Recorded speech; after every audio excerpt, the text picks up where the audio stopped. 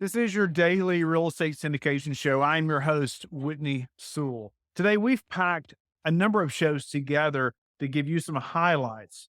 I know you're going to enjoy the show. Thank you for being with us today. Tate, welcome to the show. Honored to have you on. I know we're going to dive into a couple topics today that I get asked often about us and Lifebridge Capital and many other groups. And so everybody wants to know how you've done what you've done, right? How have you scaled? How have you moved so fast? And what does that look like? Because it doesn't happen by mistake, right? It doesn't Right. happen without tons of probably long nights, maybe some sleepless. We hope not too many of those, but it takes a lot of intentionality. I mean, so we want to know how you've done that. But give the Yeah, listeners a little more about who you are, and let's jump into how you've done it. you bet. So, just first of all, Whitney, it is a huge honor to be on the show. I've listened to it now for probably at least 3 years, maybe going on 4 years. And I think the world of you and the value that you've brought to our community. And you feel like a friend to me. I know we haven't met before this episode, but when you listen to somebody for hours and hours, you feel like right. So yeah, a little bit about me. Originally, I'm from Cincinnati, Ohio, grew up there, went to college in Ohio, and moved to Salt Lake City when I was 26 in 1999. So if you do the math, that means I'm turning 50 this year, which is crazy to me. But moved out here to ski and have never left. I just fell in love with the place and started doing real estate here in '06. I got into some real basic single family flipping and became a realtor. I went to work for some other investors, and then the crash happened and a lot of our ability to do business kind of went away, and got back into photography, which is actually my trade, if you will. It's the skill that I made a living at before real estate. And then in 2011, one of my two current business partners and he was my first boss in 99. So we had this long relationship. He and I launched into really getting after the single family market here in Utah and did the flipping thing for a good 7 years or so, and really took us that long to realize how hard it is to scale single family, and just realized that it was not going where we wanted it to go. So we started looking at other models. We got into some development projects, some land entitlement projects where we would take a single parcel of land and subdivide it into high density, often townhome type developments. And then we'd sell the package to a developer. And that went pretty well. And then we got into some ground up new build, that high end luxury townhomes here in Salt Lake City that kind of kicked our butt a little bit, honestly. Like we could do an episode on all the things that kind of went wrong with those projects. And it was a tough chapter for us. But what happened in the midst of it was that we had a 12 unit apartment building kind of fall in our lap, really. A wholesaler that we had worked with before brought us this deal and said, I think you guys should do it. Here's how I would do it. And here's how I'd finance it. And we just kind of went for it. And half the unit was vacant, or half the building was vacant. The other half was like month to month and not really paying rent, a lot of them. And so we basically just vacated the whole building and did a head to toe remodel, TPO membrane roofs to windows to LVT floors, hard surface countertops, new mechanicals, central air. We were able to actually double rents at this property, and obviously the project went really well for us, and it was incredibly eye-opening to us from the very beginning. When we first underwrote the project, it was incredibly eye-opening to have cash flow and NOI and have the debt service paid and the bills paid and investor returns and all that stuff. It was something that, for whatever reason, we had never really been exposed to on a large level.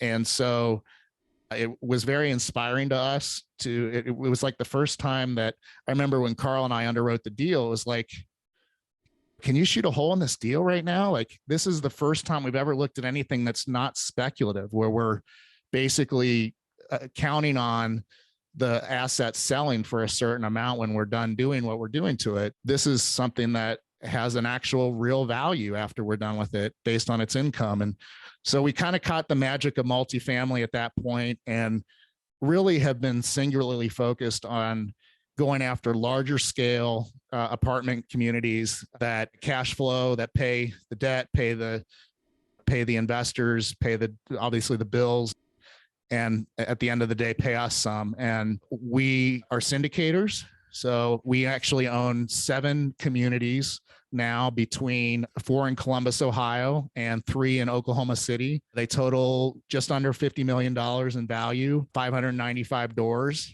And we're under contract on another $30 million property in Columbus. It's 108 Class A units. And we've got at least one other in the pipe there as well. So we're obviously, and we'll get into this, I'm sure, Whitney, a little later, but we're not putting our pencil down right now. We're definitely buyers. And we feel like if we can get deals that cash flow, that are on fixed rate debt, that we have a business model that can sustain a 5-year gap at least, and meaning we're going to keep the property, we feel strongly that there's still good deals to be had out there. So that's a little bit about me. I guess a couple little fun things. I'm a skier, mountain biker. I love to go camping. I have a little dog named Joey, single, never been married, no kids. So love life. I have a great time with life, and generally just a very grateful person for the blessings that I'm surrounded by. So yeah, little thumbnail into me. Well, that's awesome. I definitely want to get into even what you just said a minute ago about you're buying right now, and some of the thoughts behind that. You mentioned fixed rate debt, sustains cash flow, Yep. whatnot. But something that you've done, and actually you've been in real estate in one form or fashion for a long time. It's interesting how many of us start down the single family route. You're right, and it takes too long to realize that, man, it's going to take a lot of work to scale this, right? Or a lot more than you may have expected. You started developing and learned a lot, it sounds like, through that process also. But now you own 7 communities, almost 600 doors, and then 50 million in assets under management. And so, but you've done that in what, 18 months? Is that right?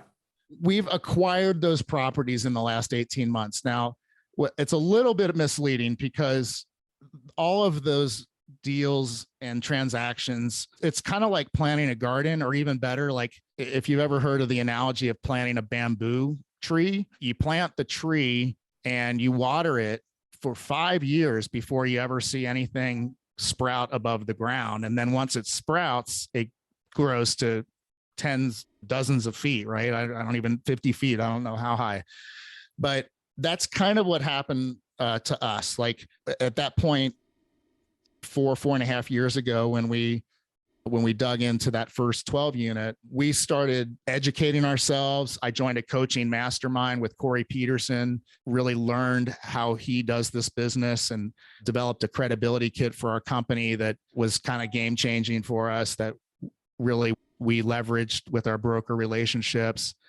And I spent a lot of time in Columbus. My partner, Chelsea Garber, spent a lot of time in Oklahoma City.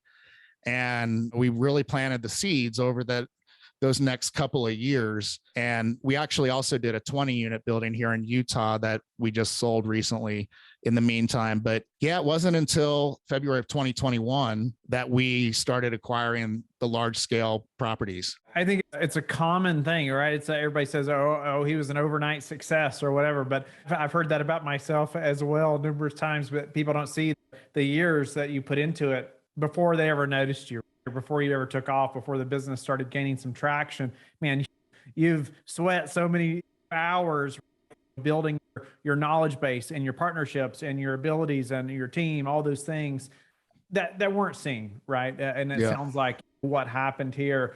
And so we'll say, obviously, you acquired these in 18 months.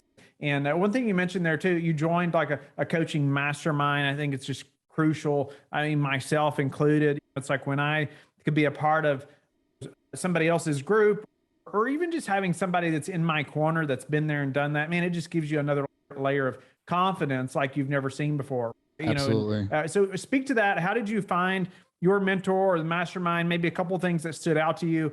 And then just saying, I always encourage listeners too, you need to be a part of a mastermind, a group of people that are way ahead of you. How did you do that? Yeah, you bet. Yeah. I think from the very beginning, there was like a level of obsession with me with this whole industry. And one of the coolest things was that we had all these podcasts at our fingertips at that point.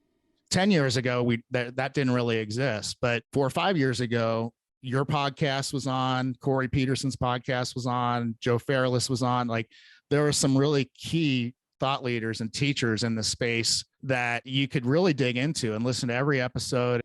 And Corey was one of those that I listened to. I also, to me, social media is absolutely crucial in this business because you're building network. Your network is your net worth, right? So you're building your network. Best way to do that, in my opinion, well, not the best way.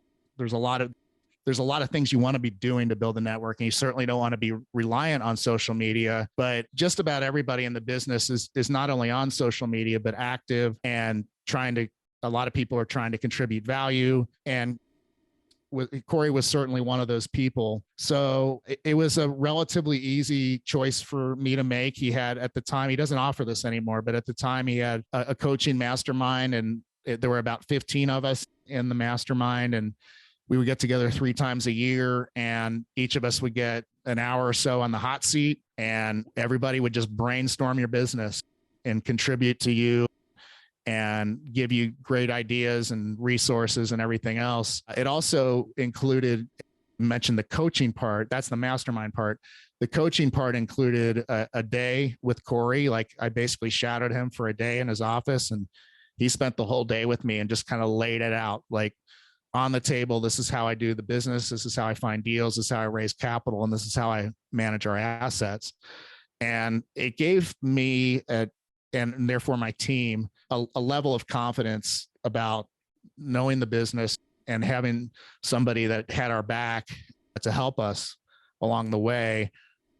It really gave us like I said, the confidence to go out and start pursuing deals and meeting brokers, making offers, and writing LOIs, et cetera. So what was the timeline of joining a mastermind to syndicating that first large deal?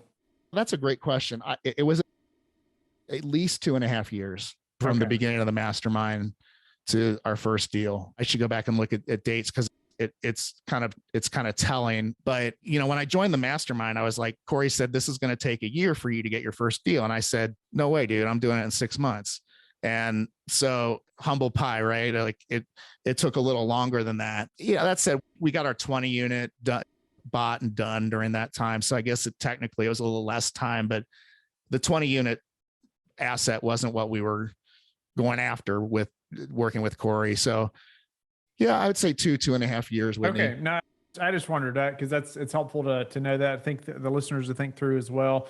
No doubt though, man, you were networking, you were educating yourself and being around that group. You mentioned 15 people in the group. I think that's a great size or less, right? Yeah. I've been a part of some who started that size and all of a sudden they were 20 and a year later there's 50 in there. And it's not a mastermind anymore. It's a conference. Yeah, that's right. And so, man, when that group can be small like that of just overachievers, it does things to you mentally as well, right? I mean, it just encourages you and pushes you in ways you didn't think you could go. So I just appreciate you mentioning that. You also mentioned this a credibility kit. What is that? And let's dive into that a little bit, because you mentioned that you leverage that in a big way. This is hopefully this is a good takeaway for your listeners, because to me, the credibility kit is a secret sauce. Like, it's a tool in your belt that really changes and shifts conversations with key people in your business. So a credibility kit is, and I'll give Corey total credit for this, because he actually, as part of his program, he actually designs your credibility kit for you. But it's basically a 4 or 5 page document. We print it out in a brochure format, and the cover just has our logo and our name and kind of a short description of who we are, what we do. And then the next pages are the basics on why multifamily investing is a great thing, and kind of all the different qualities of multifamily. The next page talks about how we syndicate and how we structure our deals. The next page is the team, like our bios and headshots and contact information.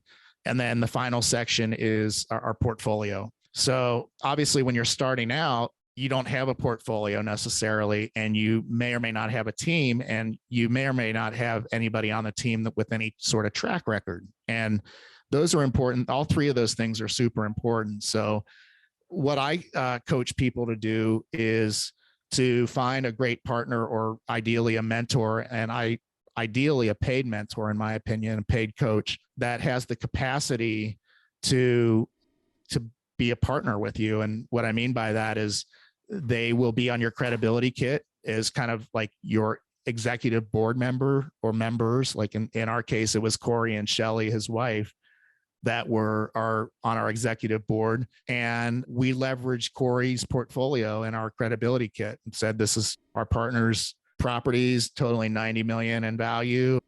And basically that's like really powerful stuff. And I'll be sitting back then I'd be sitting at a meeting with a broker over coffee or lunch or whatever, or I'd show up at a property tour and hand the broker our credibility kit. And it went from like, oh, here's the kind of the vibe was like, here's another meeting with another wannabe investor, to, oh, okay, this is interesting. They seem to know themselves and they seem to have their act together and they seem to know where they're headed. And so to me, it's a total game changer. It's something everybody should do. And we still send our credibility kits out with our LOIs.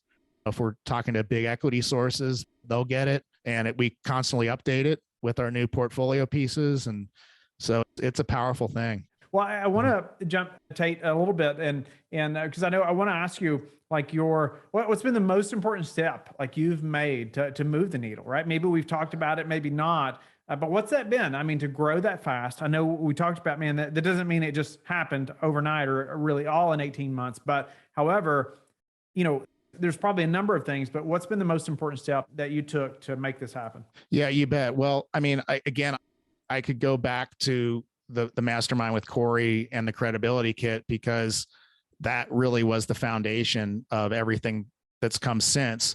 And so in making the choice to enroll in that and parting with the money that it took to enroll in that, which really at the end of the day was not very much at all. It basically took us to an entirely different level right away.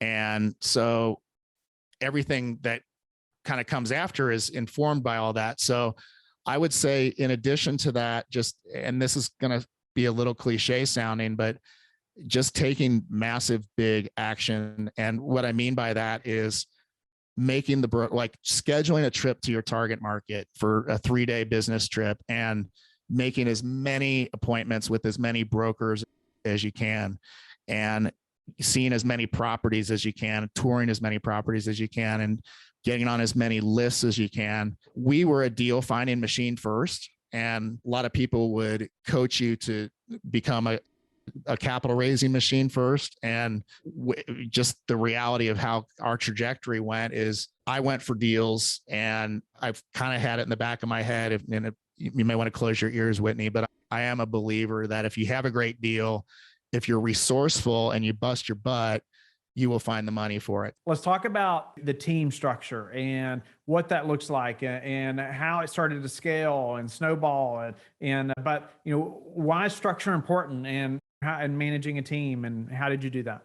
Yeah, you bet. I have a few different thoughts about team and team structure. And especially when you're starting out, my encouragement would be that unless you have somebody that you've worked with a lot and know very well, and ideally have worked with in real estate, I don't recommend getting married to a partner in the sense that you're doing every deal together, you're doing all the marketing together, all that stuff, right? Those relationships can develop and do develop, and they're great when they work.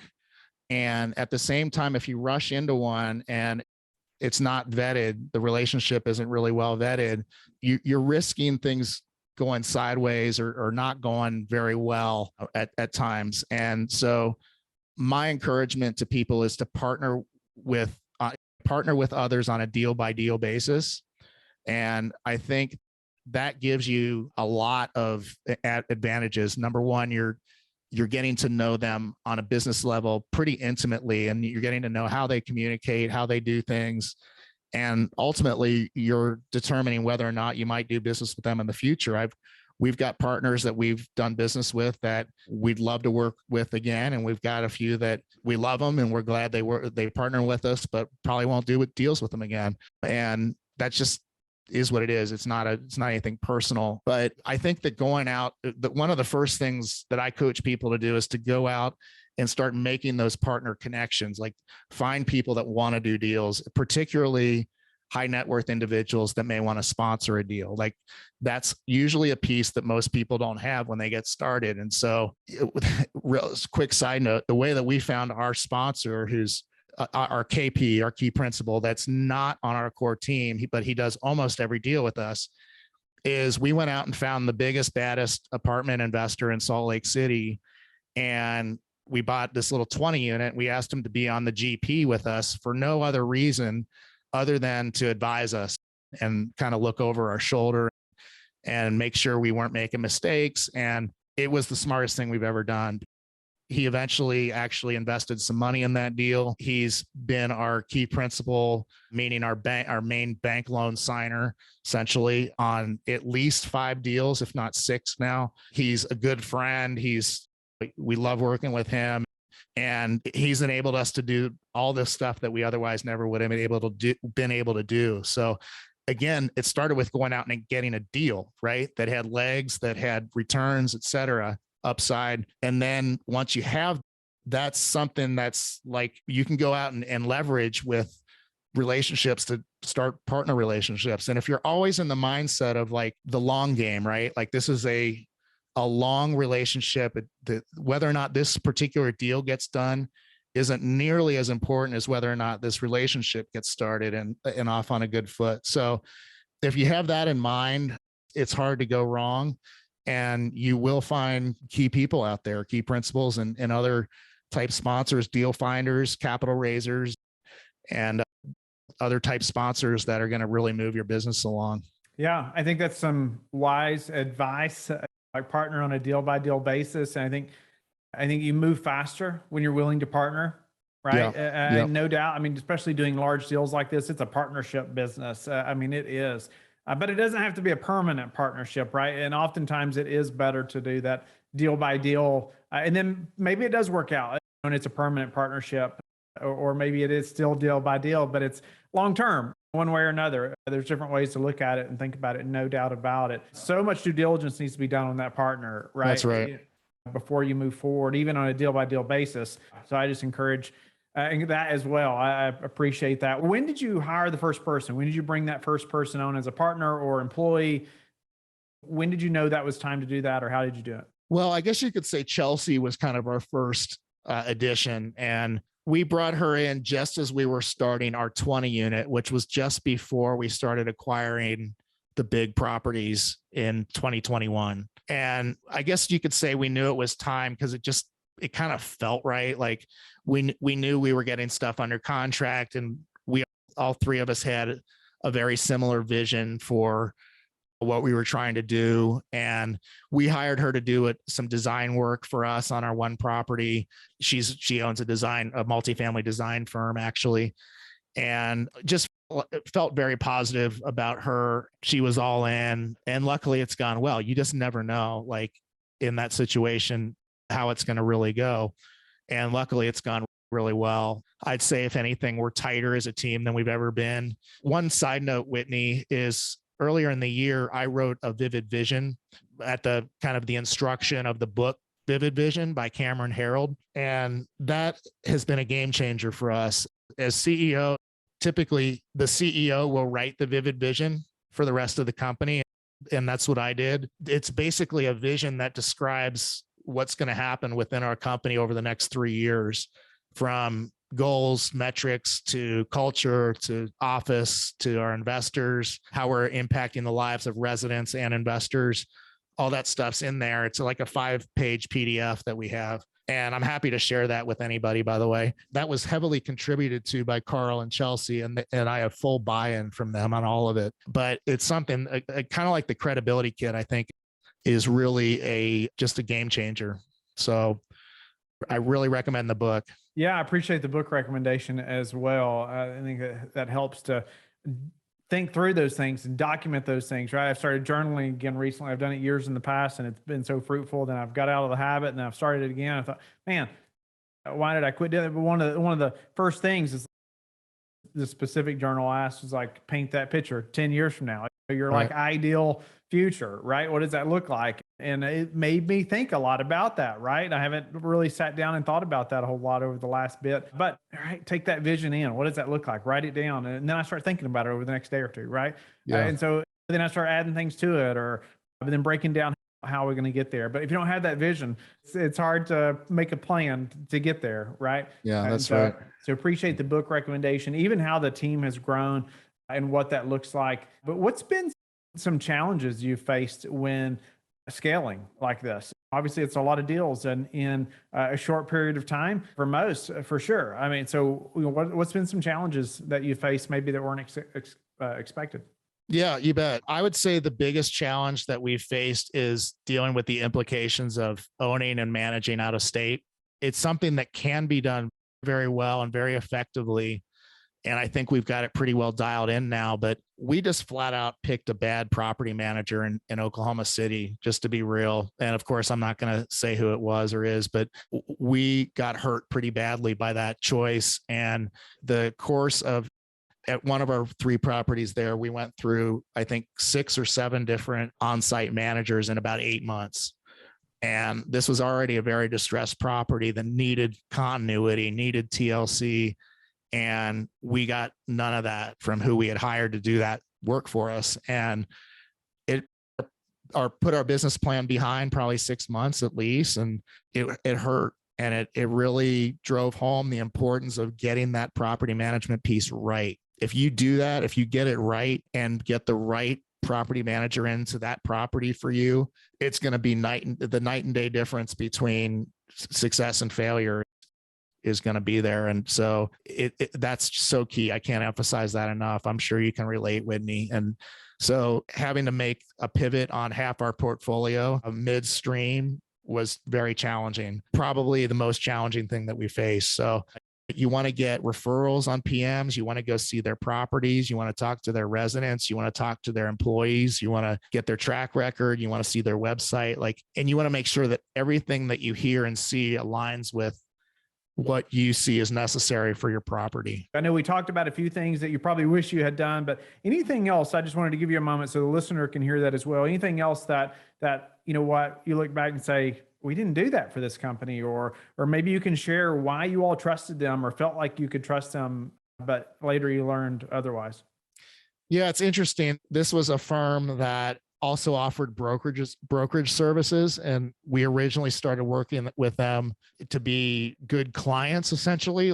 We started working with them as brokers and we're sourcing deals through them.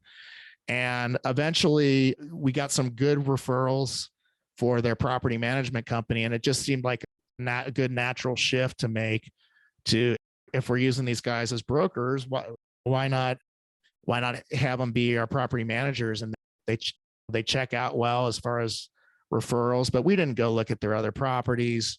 We didn't ask for a track record with metrics that were meaningful. Those are 2 things that I would highly recommend doing. We probably should have just spent some more time with the principal, asked him some tough questions, and not just assume that since we were getting along well with his brokers, that he would be somebody that would stand in integrity with us when the chips were down. So that's what comes to mind, Whitney, off the top of my head.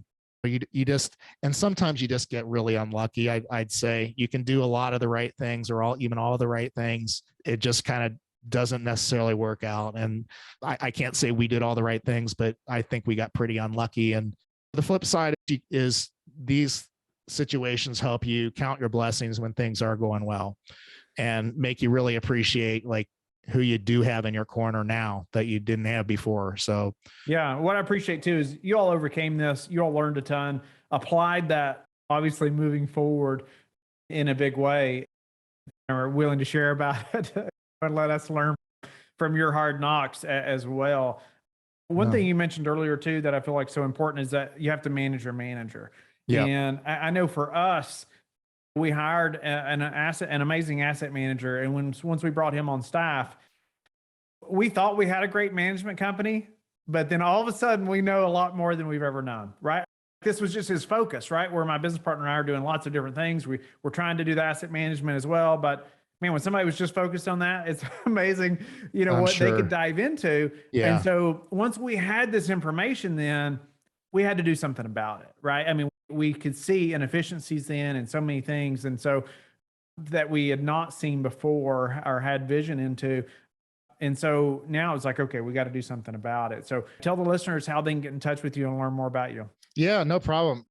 Well, I just first again, Whitney, like just a complete honor to get to share this time with you and share with your listeners. And it's humbling to think that I've even done enough to have a level of experience that's helpful to people, but I get that it is. And so I feel very blessed and thank you. Best way to get in touch with me is through our website, which is investwithgreenlight.com. And again, there's a link to book a appointment with me. That's no strings attached. We brainstorm your business and your career and what can help you get to the next level. So I'd love to hear from people really from any source. Thank you for being with us again today. I hope that you have learned a lot from the show. Don't forget to like and subscribe. I hope you're telling your friends about the Real Estate Syndication Show and how they can also build wealth in real estate. You can also go to lifebridgecapital.com and start investing today.